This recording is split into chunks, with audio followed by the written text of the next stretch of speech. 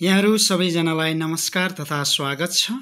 यो आफ्नै कथा युट्युब च्यानलमा आज म यहाँहरूको लागि कक्षा 5 को विज्ञान तथा प्रविधि विषयको 25 वटा हाजिरी जवाफमा सोध्न सकिने क्विज क्वेशन्सहरू लिएर उपस्थित भएको छु।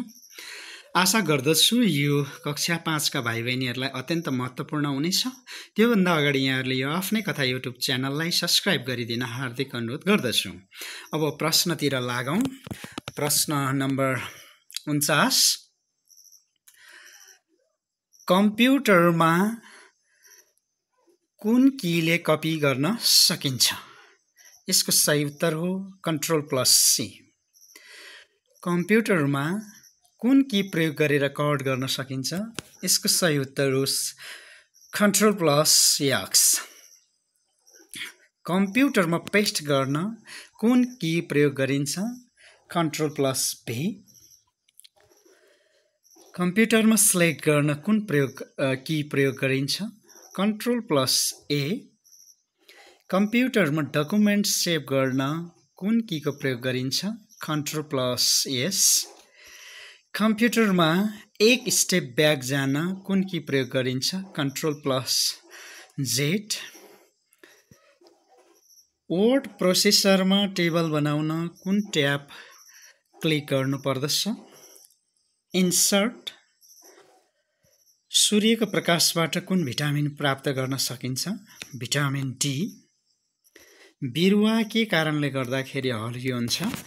हरित कण वा क्लोरोफिलको कारणले हरियो हुन्छ बिरुवा। What's the spelling of chlorophyll? यसको सही उत्तर हो CHLOROPHYLL। रोडोडेन्ड्रनको स्पेलिङ भन्नुस्। What's the spelling of rhododendron? RHODODENDRON। Rhododendron. राति फुल्ने फुलको नाम भन्नुस्। पारिजात, चमेली, रातकी रानी। सबैभन्दा ठुलो ताराको नाम के हो? सूर्य। मेरुदण्ड वा ढाड भएका जनावरलाई कति समूहमा विभाजन गरिएको छ? 5 भागमा। माछा, चरा, सरीसृप, स्तनधारी र उभयचर।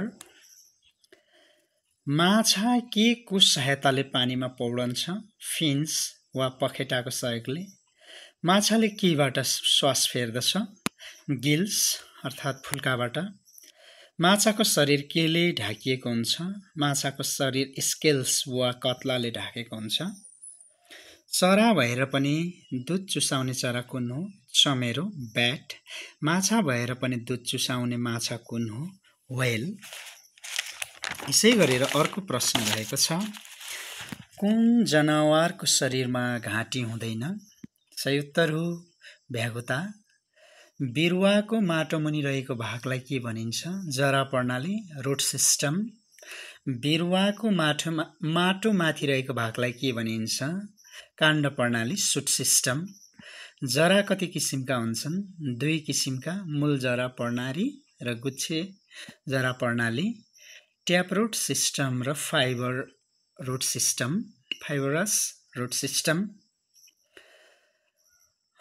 काण्ड प्रणाली, सुट सिस्टमका भागहरू भन्नुहोस्। डाँठ, हाँगा, पात, कोपिला, फूल, फल।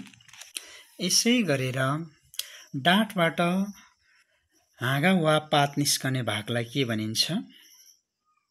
यसको सही उत्तर हो नोड वा गाँठा। पातको फैलिएको भागलाई के भनिन्छ? यसको सही उत्तर हो लेमिना। पातको आधार र लेमिना बीचको भागलाई के भनिन्छ? यसको सही उत्तर हो पेटियोल।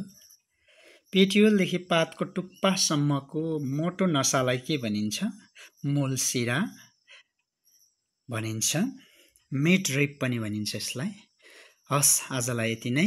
यो आफ्नै कथा युट्युब च्यानल हेर्दै गरिदिनु हुन अनुरोध छ। धन्यवाद।